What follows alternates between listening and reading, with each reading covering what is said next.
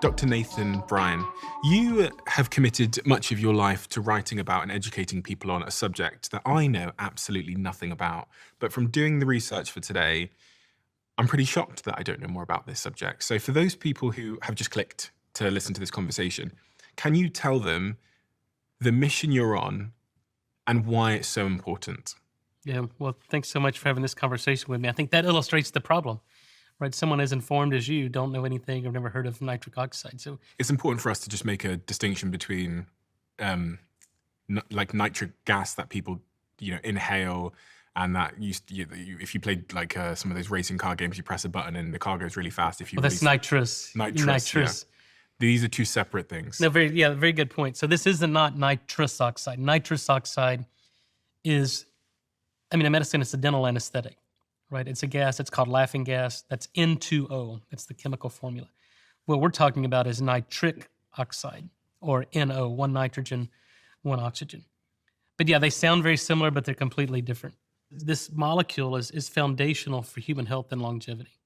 So nitric oxide is a gas. It's a naturally produced molecule. It's a signaling molecule in the human body. And so it regulates things like blood flow and oxygen delivery, and it mobilizes our own stem cells to help us recover and repair and replace dysfunctional cells. It improves energy production inside the cell, and it regulates blood flow. When we begin to exercise, if we want to recall memory, that's dependent upon adequate blood flow to the organs. If we're, it's intimately involved in sexual activity and dilation of the sex organs for sexual function. So what we're finding is that the older we get, the less nitric oxide we naturally produced. And now today, that's recognized as the earliest event in the onset and progression of age-related chronic disease.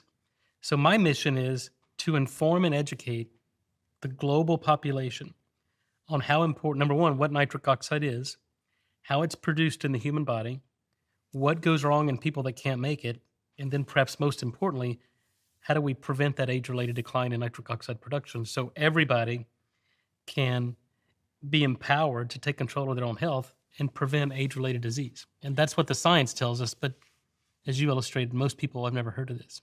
This graph, which I'll put on the screen for anyone watching, kind of illustrates what you're talking about, and quite notably, this decline seems to start when you're 30 years old, which is how old I am right now. So, well, that's if you look at population-based studies at different age groups, we see about a 10 to 12% decline in what we call endothelial function per decade. So that means, nitric oxide is a gas. It's produced in the endothelium. So the endothelium is the single layer of cells that line every blood vessel throughout the body. So the function of these endothelial cells is to regulate vascular tone and to regulate, solute exchange and extravasation or transport of molecules across that endothelial layer.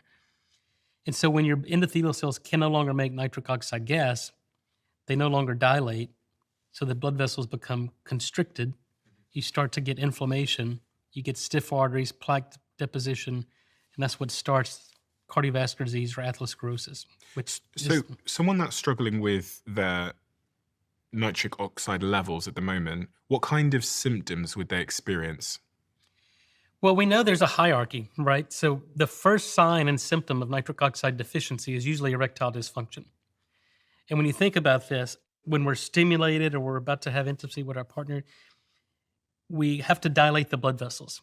So in erections in both men and women are dependent upon dilation of the blood vessels to get engorgement, to get increase in blood flow, and that's what an erection is. But if those blood vessels can't make nitric oxide, the blood vessels don't dilate, so there's no increase in blood flow, there's no engorgement, and that's by definition what we call erectile dysfunction. And it's the same in men and women, right? Whether it's the penis or the clitoris or the labia, you have to have an increase in blood flow. And without nitric oxide, there's no increase in blood flow. So that's number one. And we call that the canary in the coal mine, because for years, people thought it was a lifestyle disorder, right? What, erectile dysfunction? Yeah. But now it's recognized that it's a symptom of loss of nitric oxide and really an accelerated form of cardiovascular disease. So we have to focus on the vascular component of erectile dysfunction. What other diseases are linked to nitric oxide? Deficiency. So if you don't correct the ED, then what you start to see is an increase in blood pressure. And when you think about this mechanistically, so we have, a finite volume of blood that's pumping throughout our body every day, every second. And if you can make nitric oxide, the blood vessels are more dilated. So now we're pumping that volume through, more dilated blood vessels. But if we lose the ability to produce nitric oxide, now you don't get the dilation. Now you have smaller blood vessels. You're pumping that same volume of blood through smaller pipes, and simple physics tells us that blood pressure goes up. Okay, so you're going to have cardiovascular challenges potentially. Well, you're going to have high blood pressure or hypertension. And at least in the US, and I think these statistics probably are worldwide, but 2 out of 3 Americans have an unsafe elevation in blood pressure. And 50% of the people that are given prescription medications to treat their blood pressure do not respond with better blood pressure. It's because most of the drugs out there, whether they're ACE inhibitors, what's called angiotensin receptor blockers, calcium channel antagonists, the main classes of drugs that treat high blood pressure aren't targeted toward restoration of nitric oxide. So that's why we call that resistant hypertension. They're resistant to traditional therapies. And the reason they're resistant is because it's a nitric oxide problem. And those drugs aren't designed to affect nitric oxide production or improve it. Was there an aha moment in your career where you became particularly interested in this subject? Because you could have committed your life to studying any facet of health or science, but for some reason you chose nitric oxide as the thing that you chose to focus on. What was that eureka moment? For me, I was a student at LSU School of Medicine. This was the late 90s, maybe early 2000s. But a Nobel Prize had just been awarded for the discovery of nitric oxide.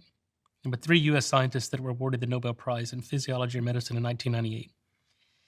And I was very fortunate at the time. I was a young student, probably a first-year student, and Lou Ignarro, who had just won the Nobel Prize for the discovery of nitric oxide, came and spoke and gave a lecture before the student body. And I had a chance to have a conversation with him afterwards, and I was fortunate to be invited to have dinner with him that night. And he made a very poignant statement to me. He goes, if the scientific community can figure out how to restore the production of nitric oxide, it'll change the world. And it'll change the landscape of medicine. Because even then, what is that, 25, 26 years ago, that it was recognized that a loss of nitric oxide production is leading to the onset and development of many poorly managed age-related chronic diseases. So I go, that's a very profound statement from a guy who just won the Nobel Prize. But that was the first kind of eureka moment for me that stimulated the interest. But then my dad, and I talk about it in the book, dad is 76 years old. In 1984, he had a car accident. It left him paralyzed from the mid-back down. So the majority of my life, even as a kid, I was treating Dad's wounds, decubitus ulcers, pressure ulcers on his feet, on his butt. And he developed these non-healing wounds. He was diabetic, he was paraplegic, poor blood flow, hypertension, and he developed a non-healing wound, and no wound care doc that I took him to could heal this wound. So I started making a topical nitric oxide, and I've healed this wound within a period of 4 years of non-healing. I healed it within 6 months, simply by giving nitric oxide and getting blood flow to that wound, killing the infection in the wound. And this was in a 60-something-year-old paraplegic, diabetic, sedentary old man. What you went through as a young man, to me, appears to be such an important sort of through line with all the work that you do and chose to do. There is this overarching question, which is even like, why did you go into medicine? Why did you want to help people? Where did that come from in you? And I feel like there's clues in that to some degree based on what I read about your family, your early upbringing, the divorce of your parents, and then ultimately your dad getting in a car accident and being paralyzed. Is that an accurate suspicion? Certainly it directed kind of my life because I witnessed the failure of the standard of care to treat Dad with what I thought should be pretty simple. I mean, we have, again, the most advanced technology, medical technology, best medical schools in the world, and yet we can't treat a wound. We can't address the hypertension. We can't address the diabetes medically. And so I just thought that there had to be a better way. It's still with you now, isn't it? Yeah, but I see, Dad, when I think I'm having a bad day, I just think, look, I'm not in a wheelchair. I got my health. So no matter how bad I think I got it, I go, it could always be worse. So I just wake up every day with a grateful heart. And, some days are good, some days are bad, but I always realize it could always be better, but it could be a hell of a lot worse. So I don't complain. And who are you? What are all the reference points? What's the experience you've had in your career that have filled up your sort of buckets of knowledge that you bring forth today? Like, what have you studied? Where have you been? I was in molecular and cellular physiology, got a PhD in molecular and cellular physiology, and I was recruited by Fred Murad, one of the other guys who shared the Nobel Prize, to join the faculty at the University of Texas Health Science Center in Houston, which is the world's largest medical center, but it's part of the University of Texas system. So I was recruited as a professor of molecular medicine, published probably, over 100 peer-reviewed scientific publications. I've edited several medical textbooks on the subject. I taught in medical school.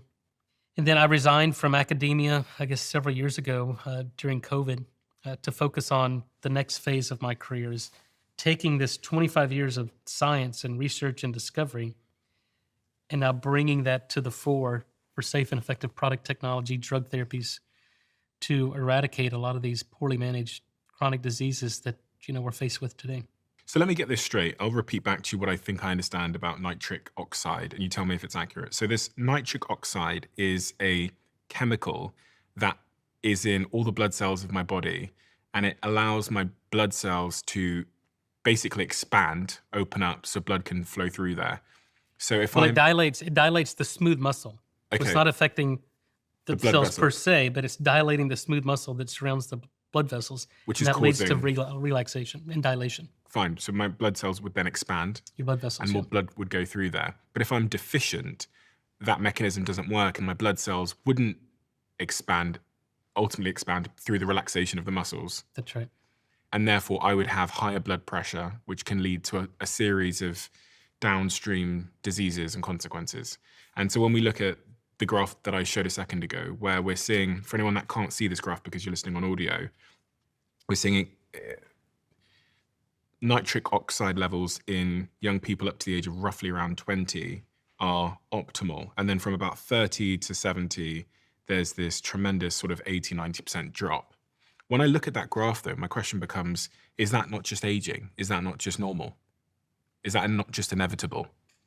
Well, yeah, there are a lot of things that occur with aging, right? We lose growth hormone with age. We lose, many hormones.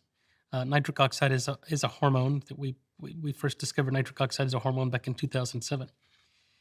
But to understand aging, you have to understand what leads to aging. So aging, from my perspective, is the inability to repair and replace dysfunctional cells, right? Every day we wear ourselves out, and we just and if we can repair and replace dysfunctional cells, then we combat, or at least prolong, the aging process.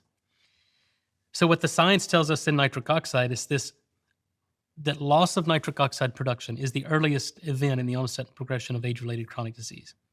So as that graph implies, it is part of the aging process, but it doesn't have to be, right? Because today we know we can shift that curve to the left or to the right. So we can accelerate it, and you see this today with 18, 20-year-old kids that have high blood pressure, they have diabetes, they have erectile dysfunction, they have learning and cognitive impairment, and those are all symptoms of nitric oxide deficiency. And to the contrary, if we see 50, 60, 70-year-old patients that would fit on a 30 or 40-year-old scale on that graph. So this doesn't have to be the case. We know how to prevent this age-related decline in nitric oxide production. I'm the best example. I'm 51 years old, but I've got the vascular age of a 36-year-old because I employ these principles to prevent this age-related decline in nitric oxide production.